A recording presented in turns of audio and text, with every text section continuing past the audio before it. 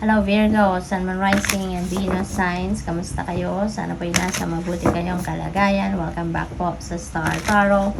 Kung bago kayo rito, welcome din kayo. Thank you for your support. I truly appreciate it. God bless you all. Virgo, luck is on your side. Napakaswerte nyo talaga, no? Kahit yung parang yung reading din ninyo kahapon, there are swerte din doon, no? So ngayon,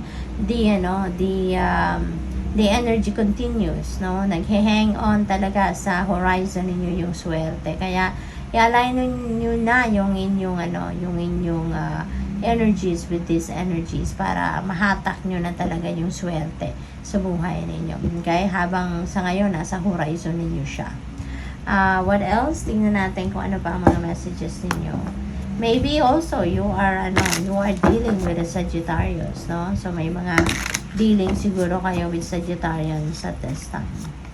We have Hermit. Ayan, this is your energy, Virgo. At iniimbitahan kayo rito na magnilay-nilay kayo, magmuni-muni kayo, mag-introspection kayo, mag-reflection kayo because you need that. Alright?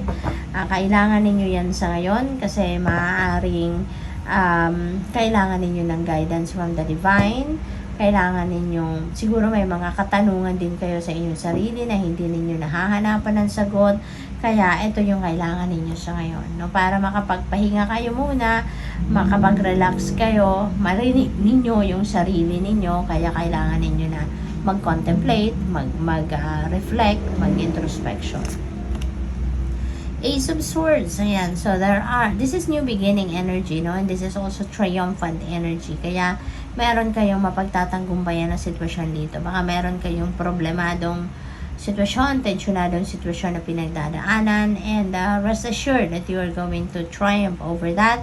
You're going to rise above that situation kasi magkakaroon na kayo finally ng clarity, magkakaroon na kayo ng enlightenment, you're going to receive new insights, no? Kaya yun ang makakatulong sa inyo na malagpasan ninyo ang problemang ito.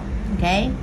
What else? We have 3 of Wands. Ayan. So, this is good fortune on your side. Okay, Virgo? So, sa ngayon, magkakaroon kayo ng good fortune sa mga sitwasyon ninyo sa ngayon. Kung meron kayo ritong gagawin, meron kayong mga bagay na i-implement sa buhay ninyo, Virgo. Kaya, eto, no? Siswertehin din kayo dyan. Meron ding naghihintay na swerte sa bagay na yan. Alright? So, this is also about travel. Kaya, definitely, Virgo, magta-travel siguro ang iba sa inyo rito. Okay? What else?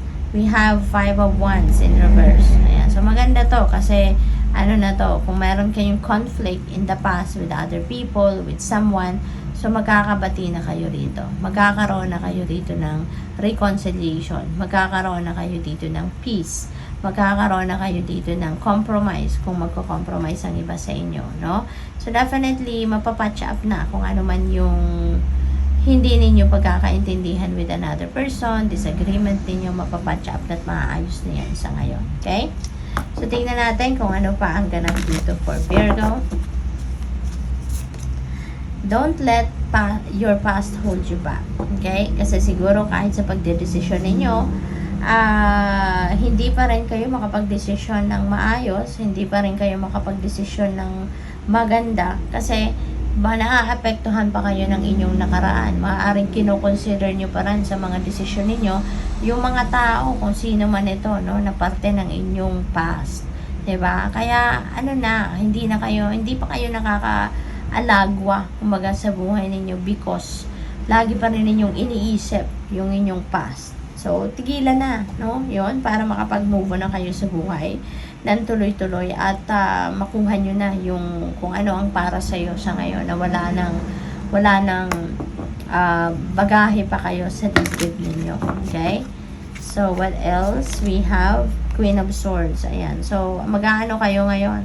Declutter ng buhay ninyo. And maaaring ang isa sa mga itatanggalin ninyo sa buhay ninyo ay yung connection ninyo, yung cords ninyo between you and your past, no? So, maaaring isa yan sa mga lilinisin ninyo sa buhay ninyo, which is really good. Kasi, this is about, This is about clearing your clearing your path. This is about decluttering your life. Kaya isa na yan dito sa tatanggalin ninyo, no? So yun na napipick up ko.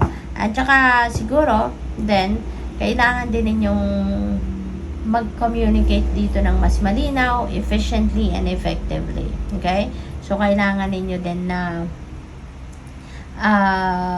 pag-isipan mabuti lagi before you say something. Okay? Pero mas maganda na kung ano din yung nasa isip ninyo, nasa dibdib ninyo, yun ang sasabihin ninyo. Pero in a nice way naman, hindi ba?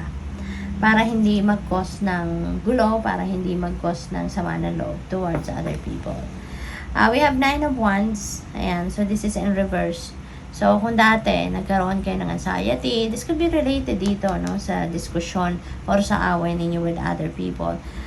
Dati, ganun kayo, magulo ang isip ninyo, nag-worry kayo, nai-stress kayo. Pero ngayon, since this is in reverse already, so, ibig sabihin nito na matatapos na talaga. No? Masusolusyonan mo na yung problema.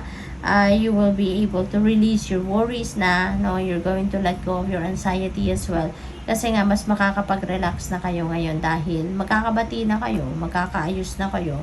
So, you're gaining clarity. Diba? Kaya wala nang gulo sa inyong isipan. So, ngayon, wala na yung pag-worry din ninyo. We have Page of Wands. Ayan. So, may mga opportunities na kakatok dito. No?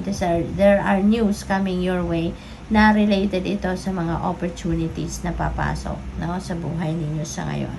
Maaari din na mayroon ditong you're going to be na ngayon, more energetic, more passionate, more inspired sa ngayon.